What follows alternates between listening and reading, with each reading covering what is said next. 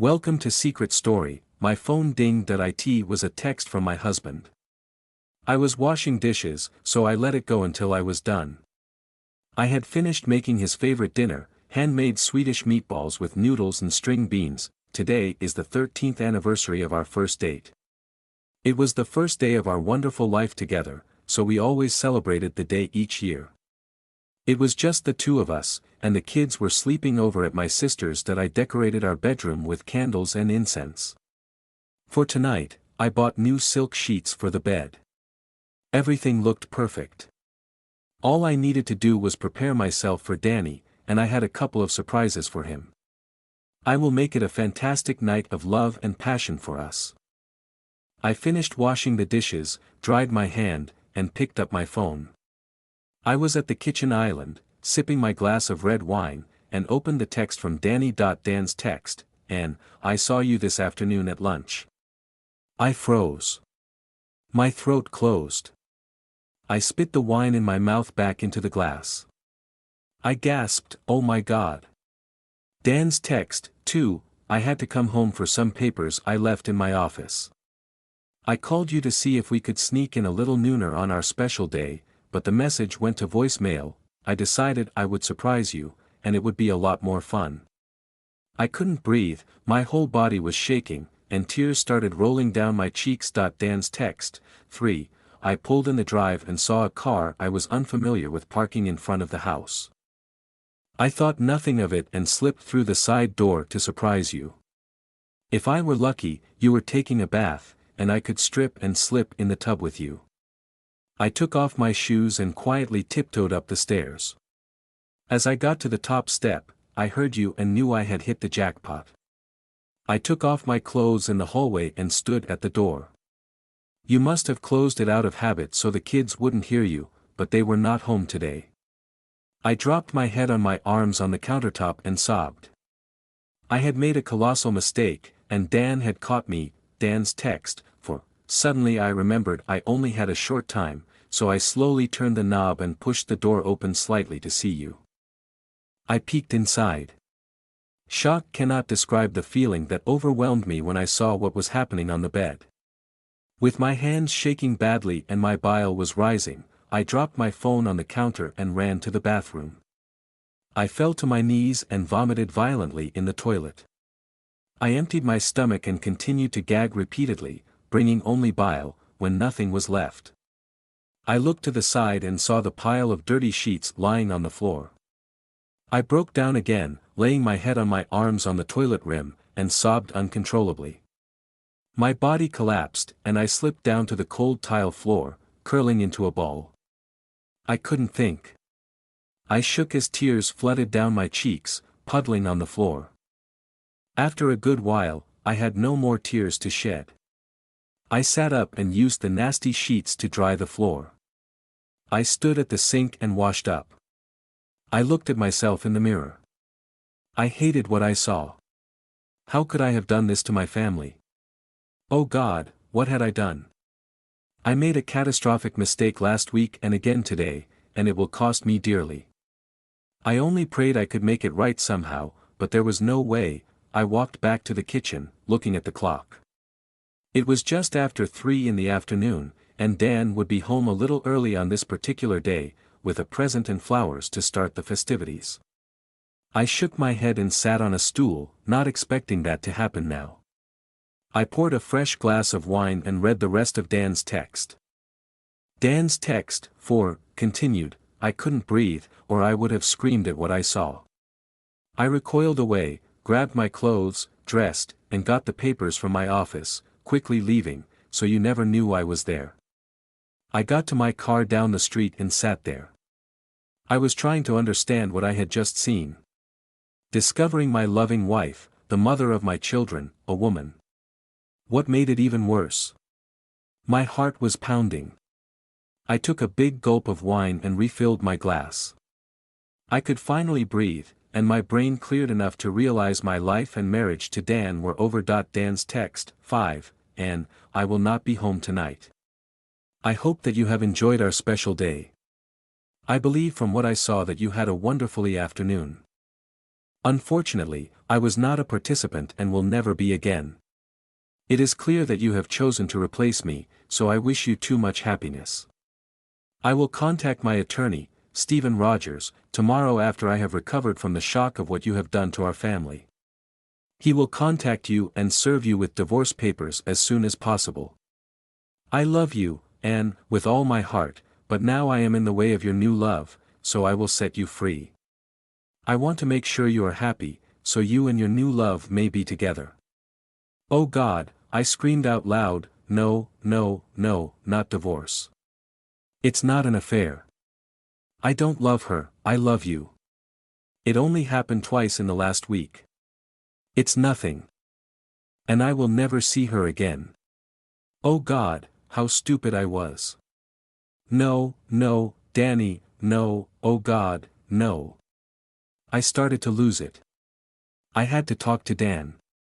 I had to see him. I called Dan, but the call went to voicemail. I called his office. Hi Janet, it is urgent, I speak with Dan. Can you get him for me? And Dan told me if you called, I was to tell you he had no interest in talking to you ever again, his exact words. What is going on, Anne? He was terribly upset when he came back from lunch. He cancelled the rest of his afternoon appointments and an important meeting with a major client. He never does that, so what happened? Did you two fight at lunch? Janet asked. It's complicated, please, please. Please tell him I called. I must talk with him now. I begged. Okay, but I have never seen him so upset. He seems very hurt. You must have really screwed up. What did you do? Janet asked. I started to cry and hung up. I gulped down more wine and read Dan's last text. Dan's text, 6, Anne, as for our family. You do remember our family, our 2 children, the ones you are abandoning so you can be with your new lover. As for our property and financial assets, you may remember the prenuptial agreement we signed before our wedding, protecting my family inheritance from you if something ever happened to cause us to divorce. I never thought I would have to dust off this paper I have not seen since it was signed and put in our safety deposit box. And, not in 100 years did I ever expect anything like this to happen, but now that it has, I will exercise the agreement, and you will receive what is legally allowed. You will give me full custody of the children but have fair visitation rights. You will receive a $25,000 cash payment and all your personal belongings and the items from the house that you will require to set up another place to live. You will have your car paid off and what little you have in your 401k from your earlier job. That is all you are entitled to as I remember it. I am so sorry that you felt I was not enough for you, and you found a woman to replace me. Thank you for not having an affair with one of our male friends. I love you, Anne, but you have shattered my faith and trust in you, so there is no way I can continue in our marriage. I am so sorry I failed you as your husband. Goodbye, my love. I dropped the phone and gulped down the last of my wine. I ran to the bedroom, dressed in the beautiful dress. I quickly did my makeup and grabbed my purse and keys. I pulled out of the drive and sped off. I pulled into Dan's office garage and parked next to Dan's BMW M6 Grand Coupe in my slot. I quickly walked to the elevator bank and slipped my card into the express elevator to Dan's office. There were only 5 people with keys, so I would not be stopped entering his office. The ride was quick. My body shook as the doors opened. I looked into the office, and Dan was not there. I stepped in and looked around. I walked to the bar and poured a glass of scotch. I walked along, looking out the wall of windows over the city. I could not believe this was happening. I walked behind Dan's desk, looked down, and saw the pad scribbled on. It looked like the beginning of a letter. There were only a few paragraphs, so I read them. Anne, my love, I cannot express my disappointment in you. I have loved you with every fiber in my body since we met. Today was to celebrate the 14th anniversary of our first date and the day we started our incredible journey together. This morning when before I left for work, it was beautiful. And you told me how much you loved me. That was a lie. I went to work a happy man anticipating another spectacular night with you. I could never have imagined what I discovered at lunch today. But then I cracked the door and was shocked beyond belief. It was clear that you loved this woman, and she had taken my place in your heart and rbed.at that moment, you destroyed me, and my failure as your husband became apparent, and I realized I was not enough for you, and you had found a woman to love more than me. I did not understand any of this, and I am not sure you could ever explain it to me that I love you, and do not understand our future, even if we have one. Then there are the kids. What will this do to them? They are at such an impressionable age, and I am worried about them and what our divorce will do to them. You never thought you would get caught, so you never thought about their well-being. The letter stopped. My tears dropped on the page, joining the tear stains Dan had left as he wrote. I moved away and sat on one of the sofas to wait for Dan and sipped my scotch. Just then, Janet came through the door. The office is huge, so she didn't see me at first. As she picked up a folder and turned, she saw me crying with the scotch in my hand. "Anne," she gasped, "what are you doing here?" Just then, Dan came through the door. "Janet, will you please call Stephen?" He stopped in mid-sentence when he saw Janet looking across the room at me. He turned toward me, his mouth was open, but no words came out. His expression was of shock and confusion, and just that quick, his face showed a level of anger I had never seen before. Dan touched Janet's arm. "Come with me." He walked out of the office, and she followed. I sat still, shocked that Dan didn't even acknowledge my presence. I began to cry again. I knew at that moment that all was lost. I stood and walked toward the elevator. Just as I pushed the down button, the door opened.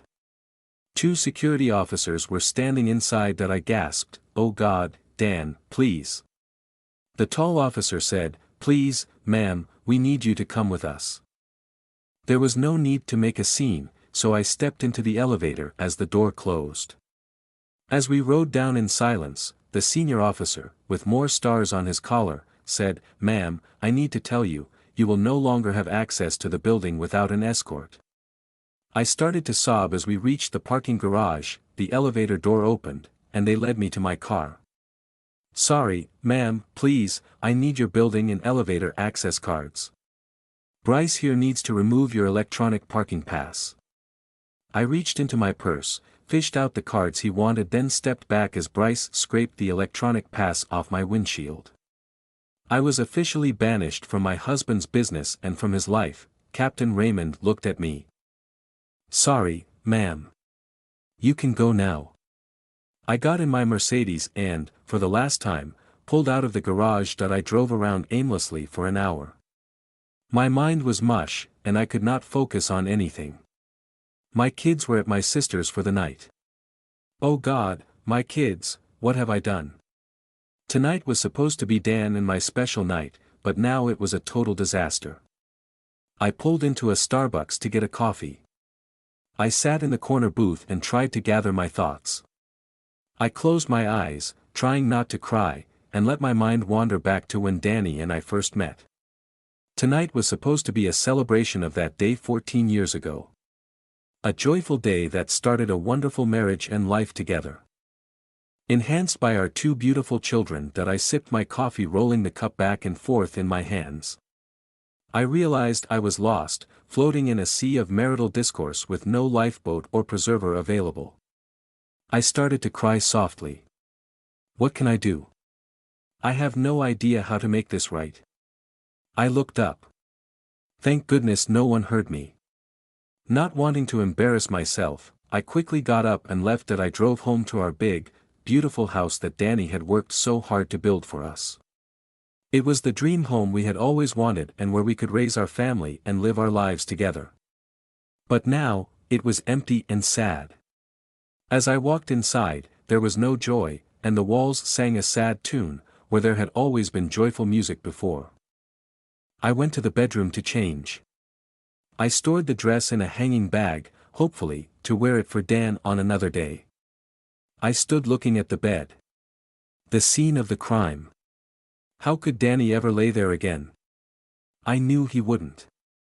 Tears ran down my cheeks, knowing I may never lie with Danny again in this or any bed. I gathered my clothes, the towels, and the telltale sheets, putting them in the washer, disposing of the hard evidence from earlier today that I fell back on the unmade bed sobbing, and I couldn't stop. I was a mess and had no idea what to do. My body started to tremble as I realized that I might be alone from now on, with no husband, no children, and no home. Oh God, what have I done? I screamed again. Loud enough for my neighbors to hear. When I saw Anne in my office, I was shocked. I forgot she had an elevator key card and never expected her to show up in my office, that I was surprised to see her, and I refused to acknowledge she was there. I quickly turned and walked out with Janet, telling her, "Get her out of here now, call security.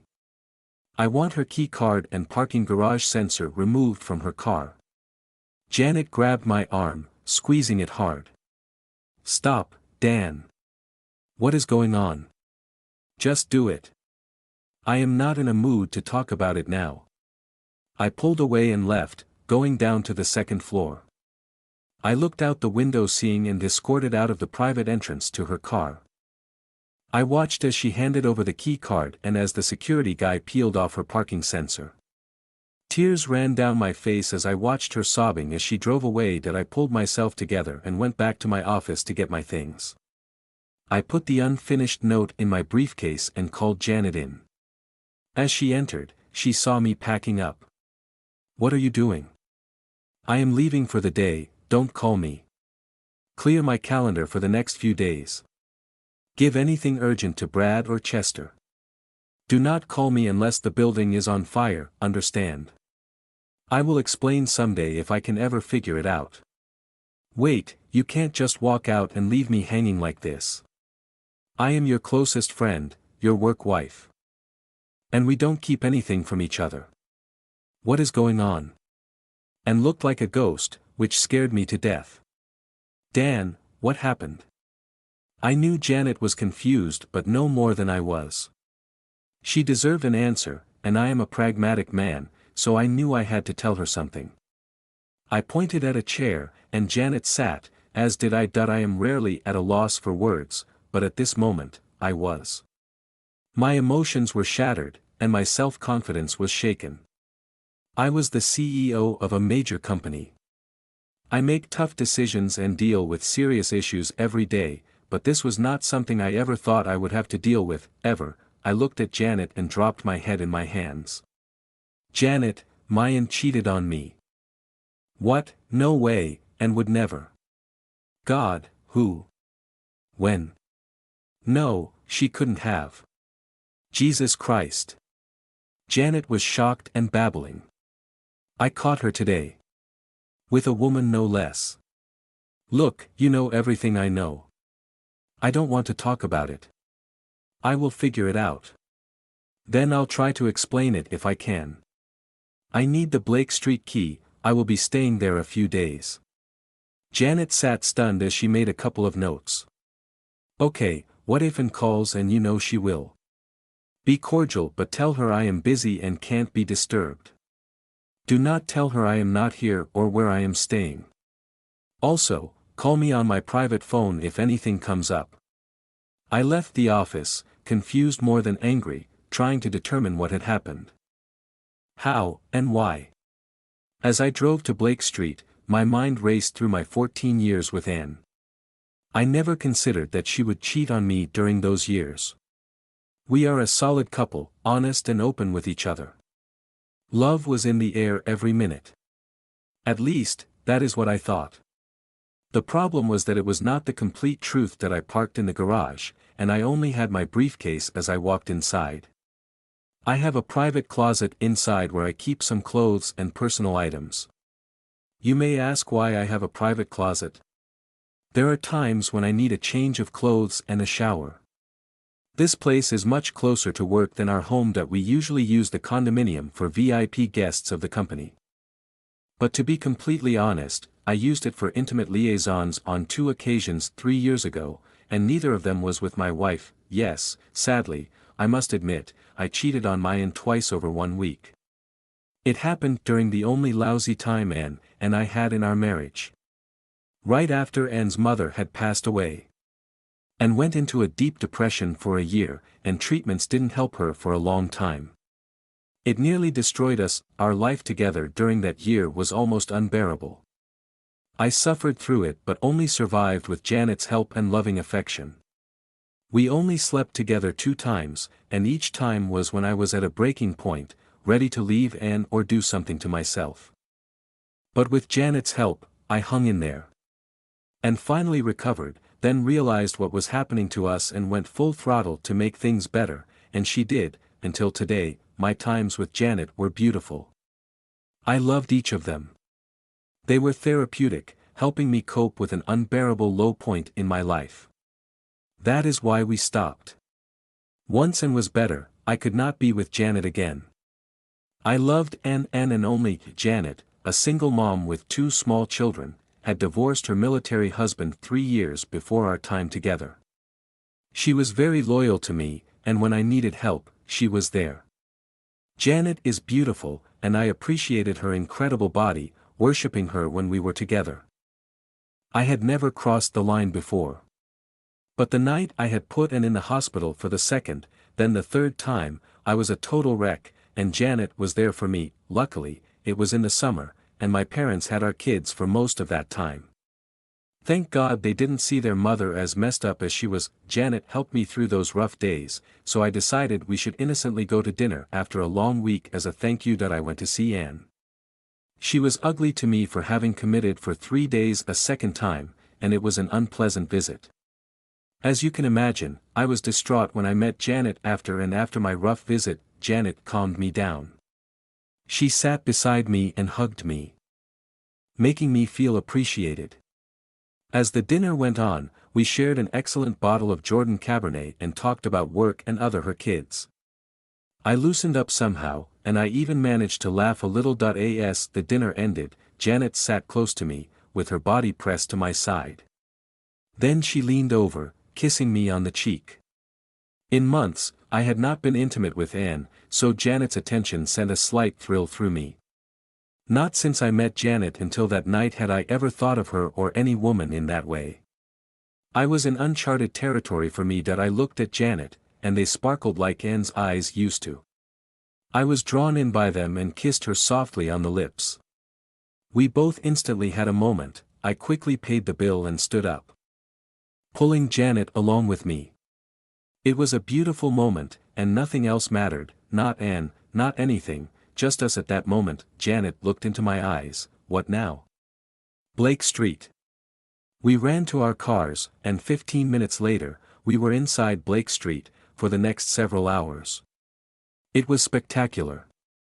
The magnitude of what we had just done finally hit us. We didn't speak of it, but we knew 2 things. Our relationship will be different from now on, both personally and in business. Janet was now my business wife. 2. I had cheated on Anne. As bad as things were with us, what I had done was wrong. I had violated the covenant we had pledged to each other. I had to make it up to Anne somehow. And I would. We silently washed, finishing our shower. We dried and silently walked back to the bedroom. What just happened? Janet smiled. Don't analyze it. It was a beautiful, unexpected moment, and I loved it as you did. We broke the kiss.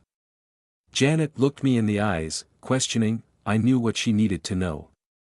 Janet, this was wonderful, but you know this can never happen again. No one can ever know, understand? Janet agreed. She moved away and finished dressing. She looked at me and smiled, saying nothing, then left for home. Work was routine, and was better on my next visit. I was in a much better place. And came home 2 days later, better than before but still not good. Life was as everyday as it could be under the circumstances until about a month later. I came home and found Anne had locked herself in the bathroom, and I had to break the door down to get to her. She had OD'd on sleeping pills. The EMTs saved her, but she was committed for a more extended period this time. That I weathered the storm with Janet's help. We had a project we were working on, and I didn't want to be at work, so we moved the project to Blake Street. I stayed there away from my empty home during the day. Janet and I worked on the project, bringing in whoever needed to make input. The project kept my mind busy and off Anne and her problems.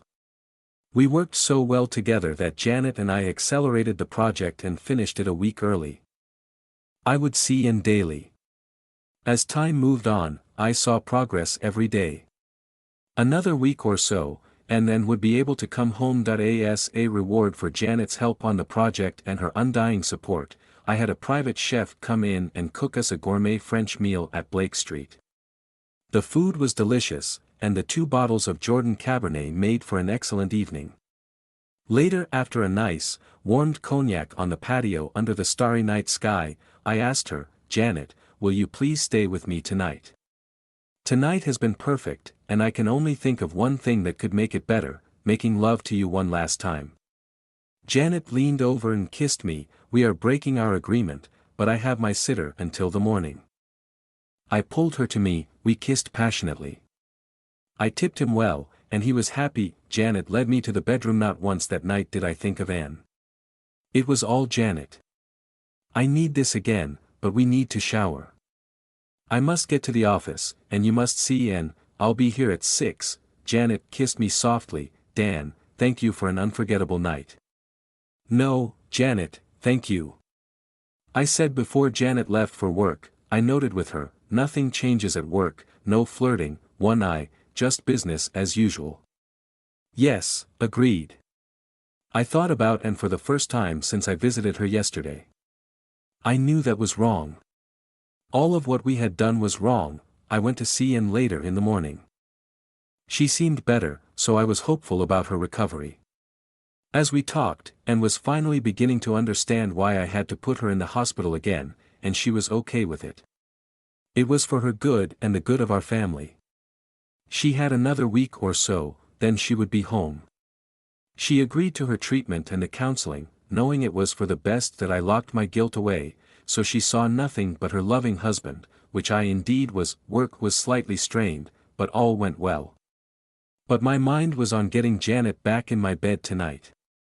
I couldn't focus on getting much accomplished. The day ended, thank God.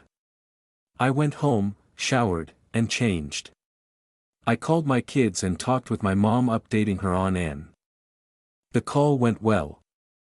I told them all I loved them and promised to have Mom on a call as soon as we could make it happen. That I texted Janet that my text, "Going to visit Anne. It will be later, more like 7 p.m. Janet's text, "Okay," was all she responded, knowing that was where my heart was. I had to see Anne, and was happy to see me. She seemed much better that night, so the treatment was starting to work. I sat with Anne as she ate dinner. Then a bit longer. I told Anne of my call with the kids. I know Anne missed talking to them, so I promised her we would call them when Mom was home, and looked at me with sad eyes. "Danny, I am so sorry for how I have treated you over the past months. I am so ashamed. I love you so much, and I know you love me. Please forgive me. I loved you, and even more than ever. We can work through this together. Get well, and it will all be fine." I kissed her softly. A strong pang of guilt overtook my body. I was sad I had cheated on Anne. But as guilty as I was, I needed the emotional affection Anne was incapable of giving me now. Though a horrible thing to do, Janet was ready to satisfy my need. I could see Anne was becoming tired, so I kissed her good night and left, promising, "Babe, I will see you in the morning."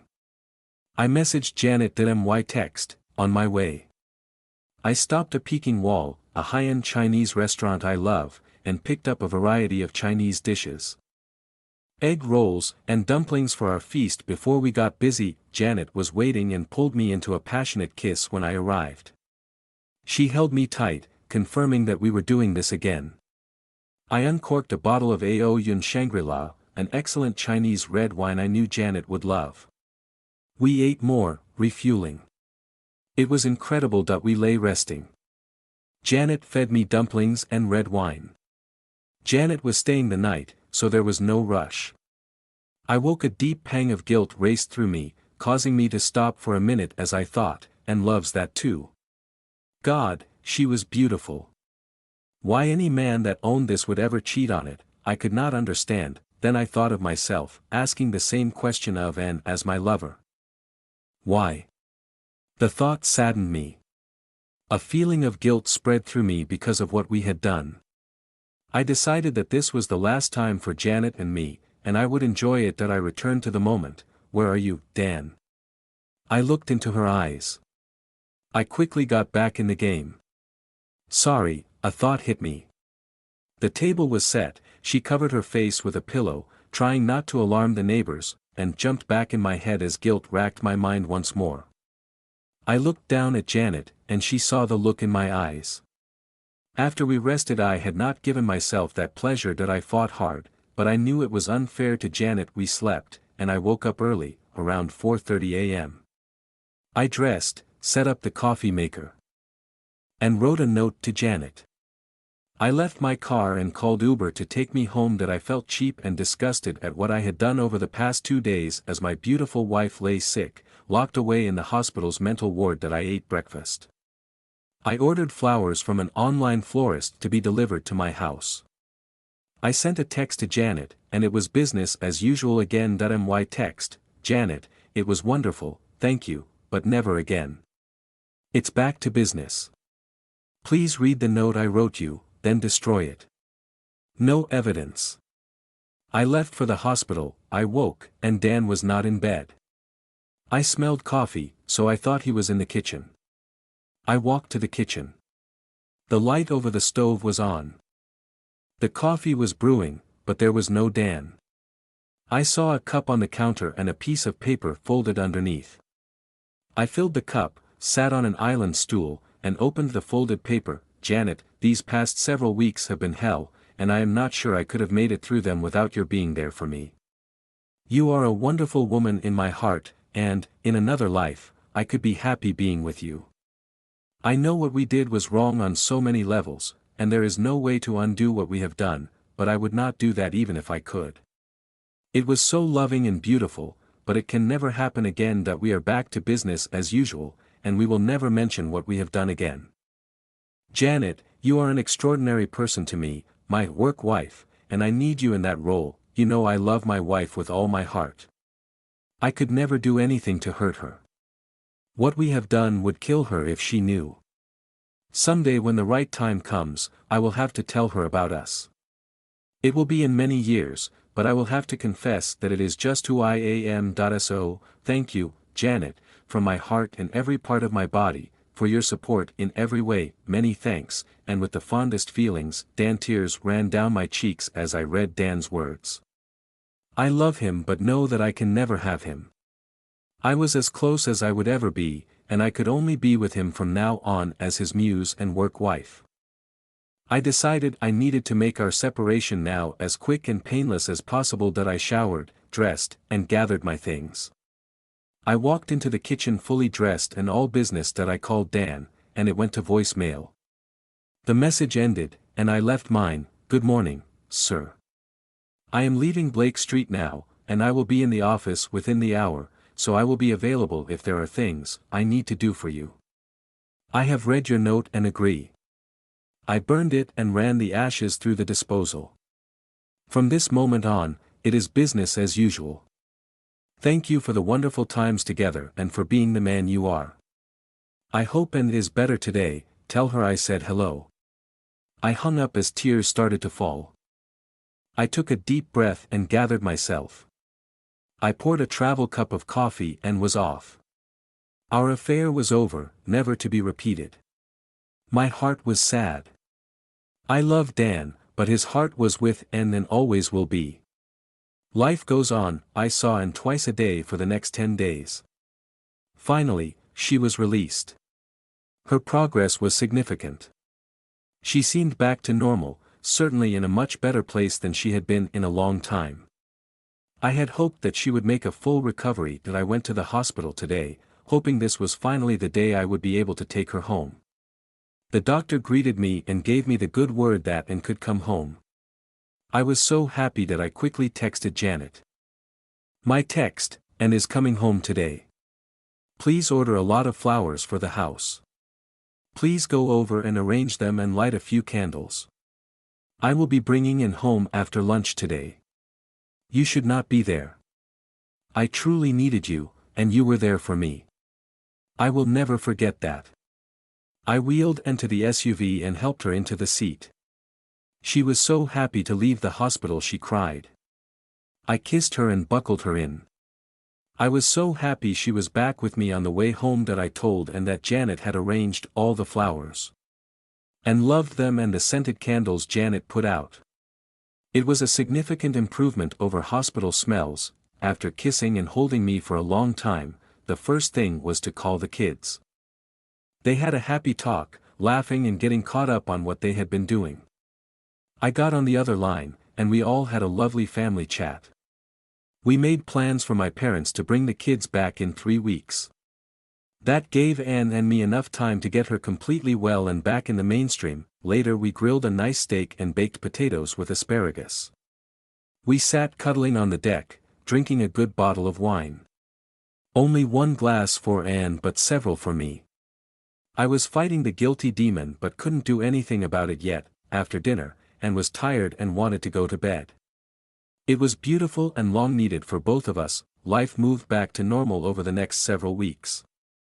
Our life was beautiful once again. At work, things were every day as well. Janet and I understood what had happened and were okay. We knew we would always be there when we needed each other, and hopefully, that would never be the case. Our kids came home, and Anne and I were back to being parents. Not because we didn't want each other every day, but because work and child raising created medium exhaustion much of the time. Our love for each other was never stronger than it was when we married. There was always a strong desire between us. Overall, life could not have been better. Love was in the air in our hearts. The next 3 years were wonderful. After fully resolving Anne's depression issues, she flourished. Her work in our church, the PDA, and other community groups kept her busy when the kids were in school. She was so happy being a wife and a mother to our children and me. As part of her therapy, she started a fitness routine. She joined a gym, hot yoga, and palette classes and had a trainer she used twice a week. In a brief period, she looked even more incredible. Anne and I were so in love we wanted each other and had a tough time keeping our hands off when others were around. At parties, we would always sneak off to the bathroom or somewhere hidden. It was like we were kids in our first days together 14 years ago. The beautiful thing was those feelings were stronger than 3 years ago. Our children were growing so fast and would be teenagers soon. We were looking at private schools for them to attend for a proper education.